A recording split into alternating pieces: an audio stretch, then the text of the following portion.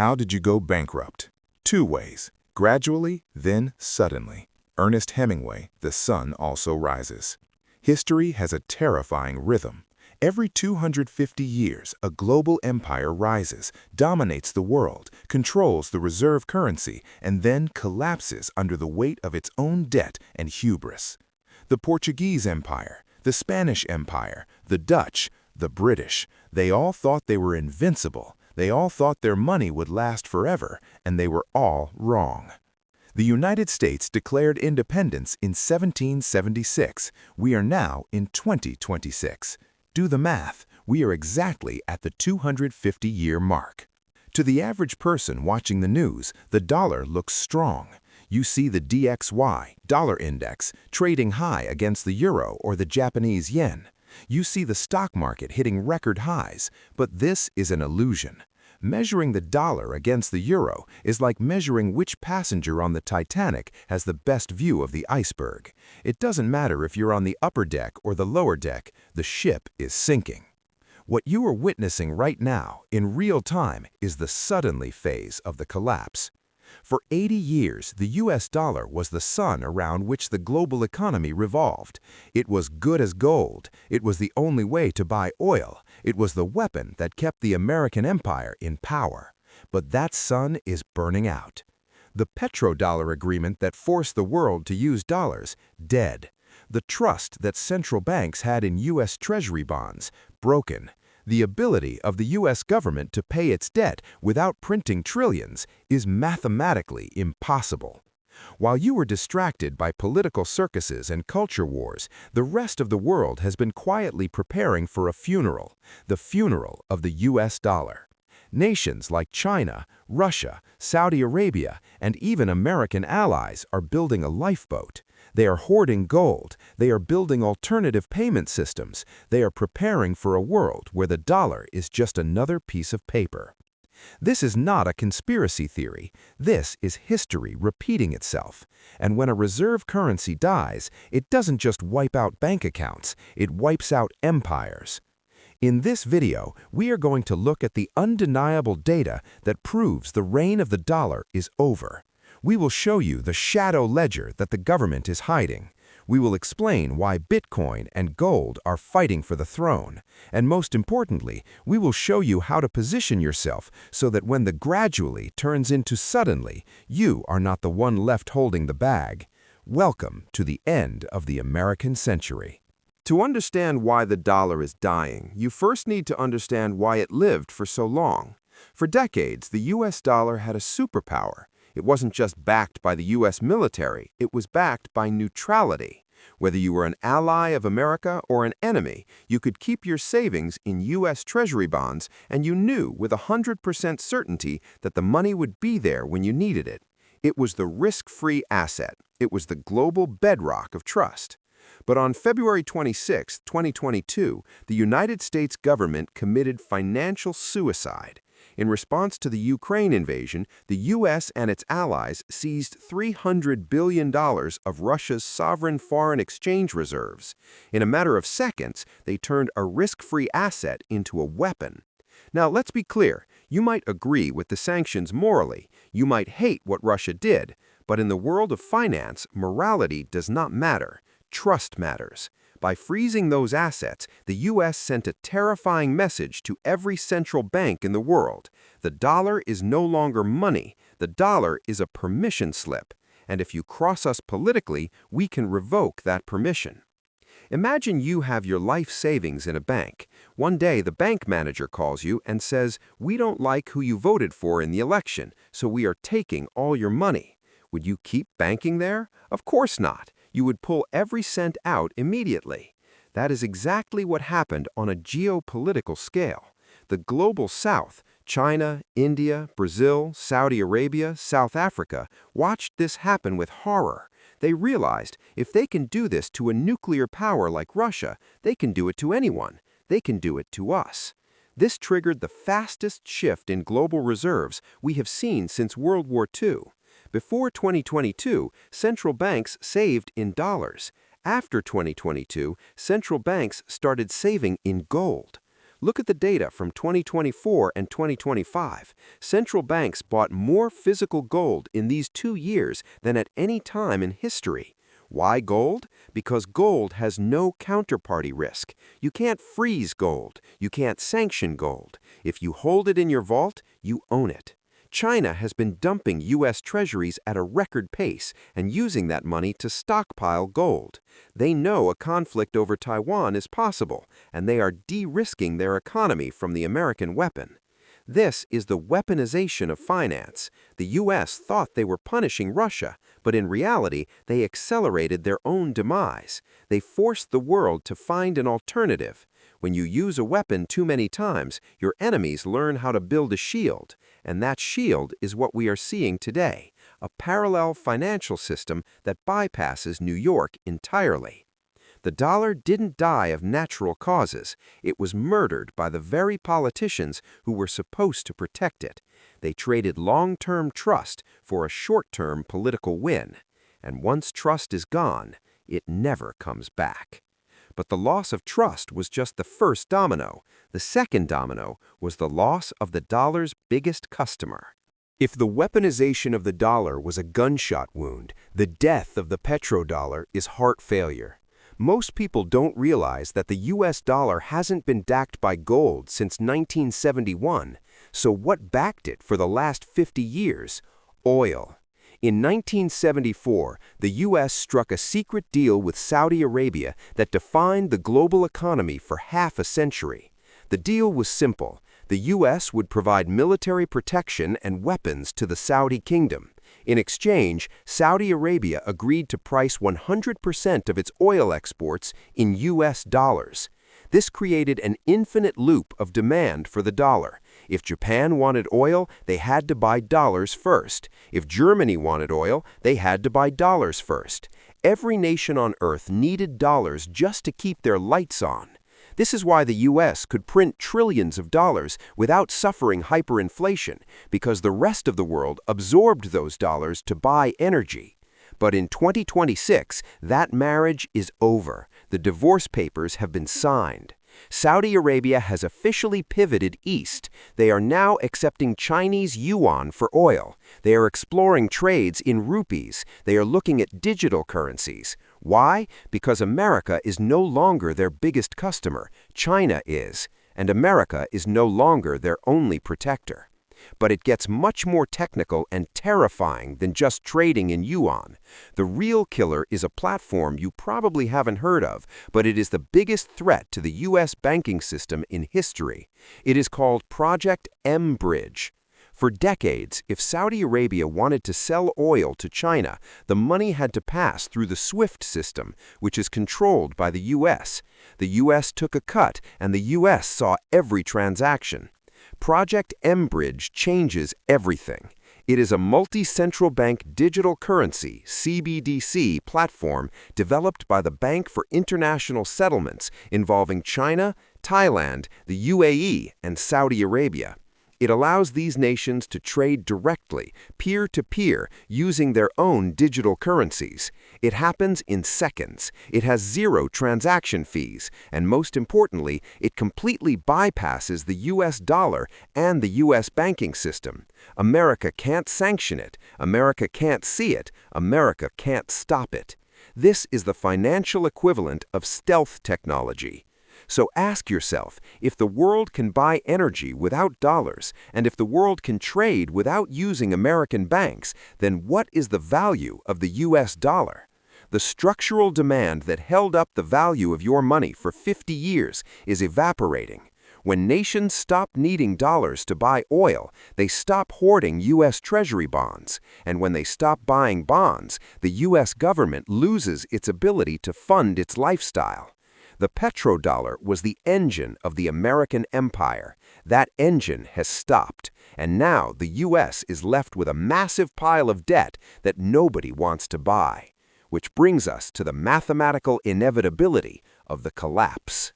Let's put geopolitics aside for a moment. Even if Russia didn't exist, even if the petrodollar was still alive, the dollar would still be doomed. Why? Because of simple, cold, hard math. The United States is currently sitting on nearly $40 trillion in national debt. Now, trillion is a number our brains cannot comprehend. Let me put it this way. If you spent $1 million every single day since the day Jesus was born, you would still not have spent $1 trillion. The US owes 40 times that amount. But the debt amount isn't the problem. The interest on the debt is the problem. For 15 years, interest rates were near zero. It was like having a massive credit card with a 0% APR teaser rate. The government could borrow infinitely for free. But the teaser rate expired. When the Fed raised rates to fight inflation, they accidentally triggered a bomb in the US budget. Look at this chart. This is the smoking gun. In 2026, the US government is spending more money just to pay interest on the debt than it spends on its entire military. Think about that. The greatest military superpower in history is spending more on bank interest than on its own army. And this interest payment buys nothing. It doesn't build bridges. It doesn't pay soldiers. It doesn't help the poor. It is just money burning in a furnace. This creates a death spiral. To pay the interest, the government has to borrow more money. Borrowing more money increases the debt. Increasing the debt increases the interest payments. It is a loop that accelerates until the system breaks. The Federal Reserve's trap. The Federal Reserve is now trapped in a room with no exit. They have two choices, and both lead to disaster. Option A, they keep interest rates high to fight inflation. Result, the government goes bankrupt because it can't afford the interest payments. The banking system collapses. Option B, they lower interest rates to save the government. Result, inflation explodes. If they lower rates, the dollar loses value and prices of everything, from gas to groceries, double or triple. They're going to choose option B. They always do. They will choose to sacrifice the dollar to save the government. They will print trillions of dollars to pay the debt. This is called yield curve control, or monetization. But let's call it what it really is, legalized counterfeiting. When you print money to pay off a debt, you aren't paying it off. You are defaulting on it in slow motion. You are telling the bondholders, here is your money back, but the money is worth half of what it used to be. This is why the dollar collapse is mathematically inevitable. The US government is insolvent. The only thing keeping the lights on is a printer. And as history shows, when a nation resorts to printing its way out of debt, the currency goes to zero. So, where is the smart money going? If the dollar is burning, where is the fire exit? The world is moving back to the only asset that cannot be printed. So, if the dollar collapses, what replaces it? Many people think it will be the euro or the yen or maybe the Chinese yuan alone. Wrong.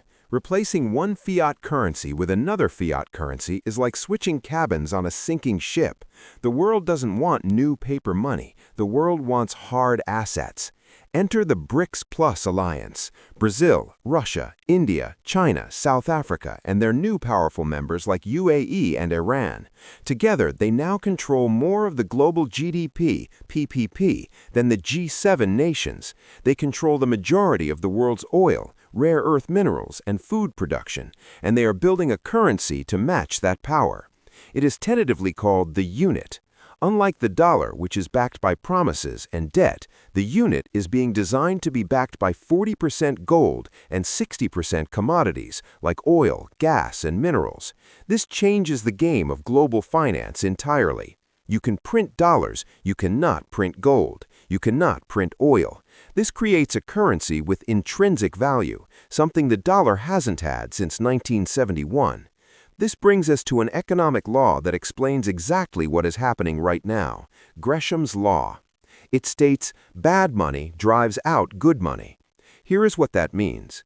If you have two currencies in your pocket, one is a rapidly depreciating paper dollar, bad money, and the other is a gold coin, good money, which one will you spend?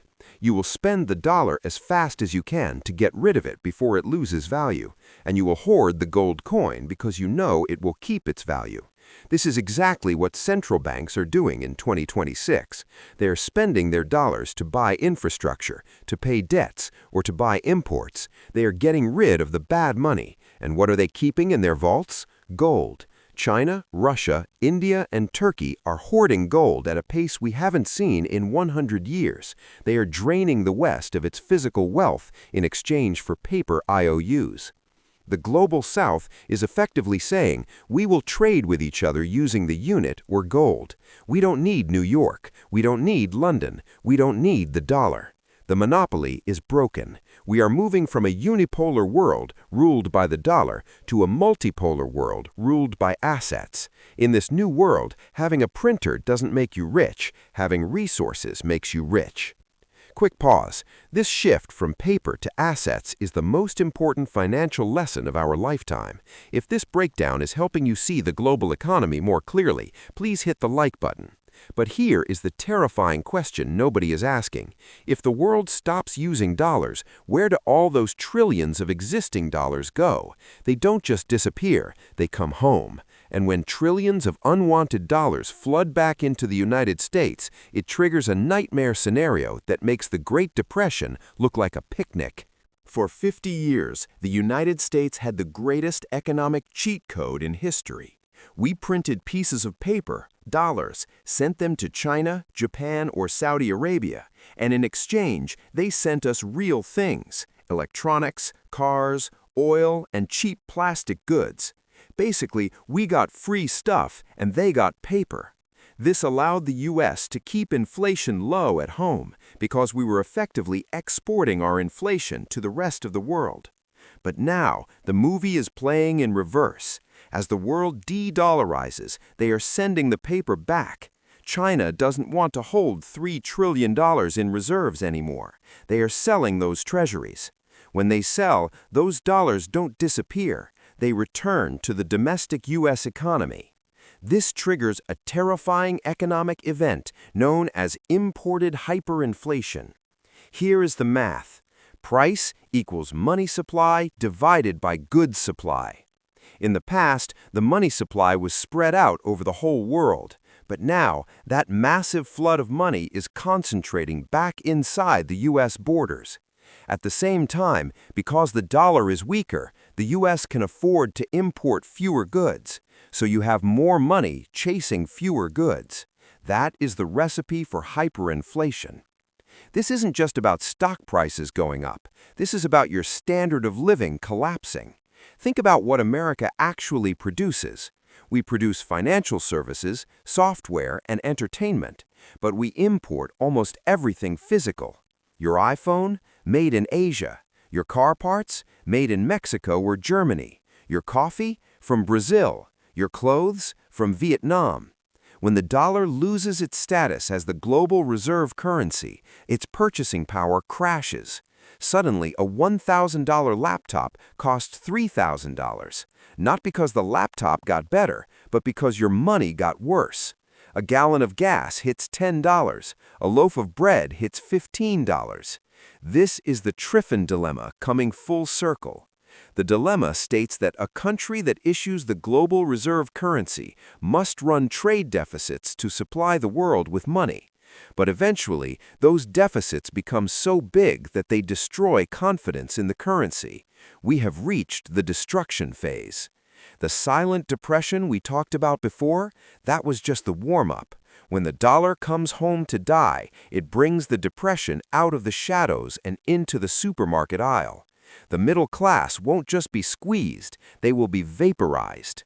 So if you can't trust the government, and you can't trust the dollar, and you can't trust the banks, where do you go? Is there a life raft that is digital, portable, and impossible to confiscate? Yes, and that brings us to the only asset that is terrifying the Federal Reserve more than gold.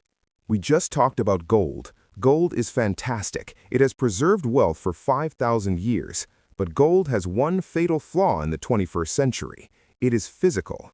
Imagine the dollar collapses tomorrow. Capital controls are enforced. You need to leave the country.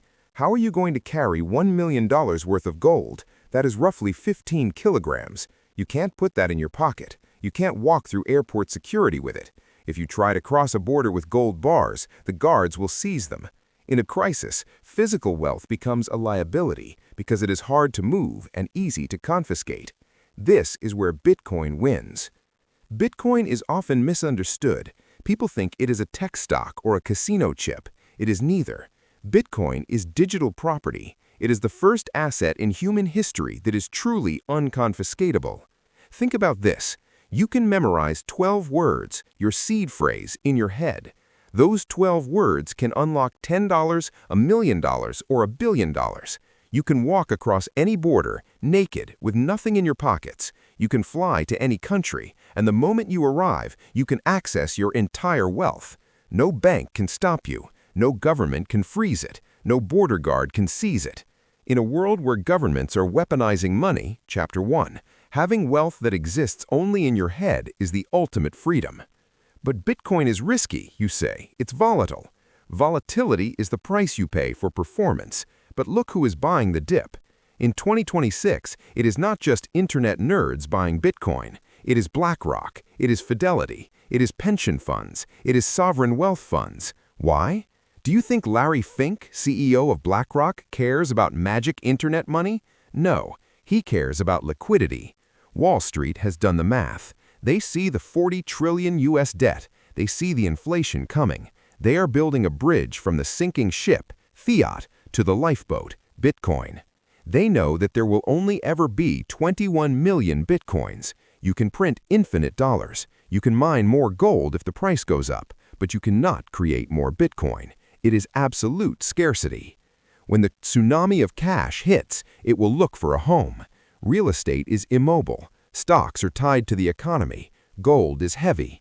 Bitcoin is the sponge that will soak up the liquidity. We are witnessing the greatest transfer of wealth in history. The money is moving from centralized and infinite, US dollar, to decentralized and finite, Bitcoin. But the government is not stupid. They see this happening. They know they are losing control, and they are preparing their own digital currency to fight back. But unlike Bitcoin, their version is not designed to free you. It is designed to enslave you. The United States government is not blind. They see the dollar dying. They see the rise of BRICS, and they see you moving into Bitcoin. They know they are losing their greatest power, the power to control the currency. So they have one final card to play, a card that is being marketed as convenient and modern, but is actually the most dangerous financial tool ever created. It is called CBDC, Central Bank Digital Currency. They will tell you it's just like the digital dollars you use in your banking app. It's faster, it's safer. Do not believe them. There is a massive difference between digital money and programmable money. When you use a credit card today, the bank sees what you buy, but they generally leave you alone. With a CBDC, the Federal Reserve, the government, is involved in every single transaction. Because the money is programmable, they can set rules on how you spend it. Imagine this scenario in 2027. A recession hits. The government wants you to spend money to stimulate the economy. They send you a digital stimulus check of $2,000, but there is a catch. The code inside the money says it expires in 30 days. If you don't spend it, it disappears. You cannot save it. You cannot invest it. You are forced to consume. Or imagine this. You want to buy meat, or a flight ticket, or gasoline, but the government has set a carbon footprint limit on your wallet. Transaction declined. You have the money, but you don't have the permission. This is the trap door. If the dollar collapses, they will try to herd everyone into the CBDC system as the solution. They will say, turn in your cash, turn in your gold, and we will give you Fedcoin. If you accept, you are trading your privacy for convenience. You are entering a digital prison where the warden has the key to your bank account. The final battle.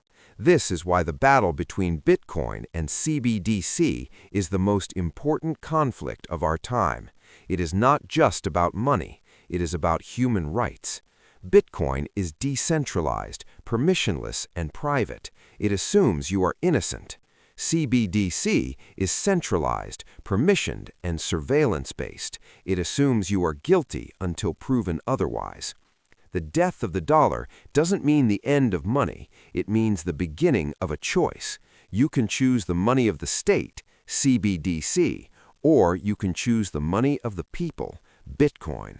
The dollar is the past. These two are the future, and you cannot be neutral on a moving train.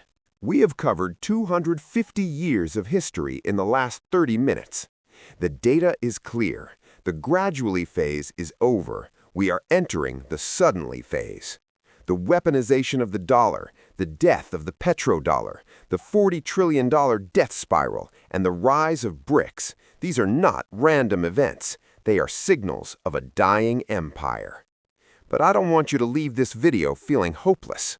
I want you to feel empowered. Crisis is only a crisis if you are unprepared. If you are prepared, it is an opportunity. The dollar is not going to zero tomorrow, but its purchasing power is bleeding out every single day. If you keep your life energy stored in fiat currency, you are standing in the blast radius. When the system resets, you will be the collateral damage. Your action plan. Educate yourself. You are already doing this by watching this channel. Get real. Move a portion of your savings out of the paper system and into real assets, whether that is gold, silver, land, or a business. Get digital. Consider Bitcoin as your insurance policy against the banking system. It is the only asset that you can take with you anywhere. Get skills. In a hyperinflationary world, the ability to solve problems is the only currency that never devalues. The world is splitting in two. One path leads to hyperinflation, CBDCs, and control. The other path leads to hard money, decentralization, and freedom. The government has already made their choice. Now you have to make yours. Now I have one final question for you, and I want you to answer honestly in the comments. In the coming crisis, if the government offered you a $5,000 monthly stimulus check, but you had to accept it in a programmable CBDC that tracks and controls your spending, would you take the money or would you reject it to keep your financial freedom? Go to the comments right now and type, "I will comply" or "I will resist." I will be reading every single answer to see where the world really stands. If you want to understand why you were broke before the dollar even collapses, watch this video next. It explains the silent depression we are already living in. I'll see you there.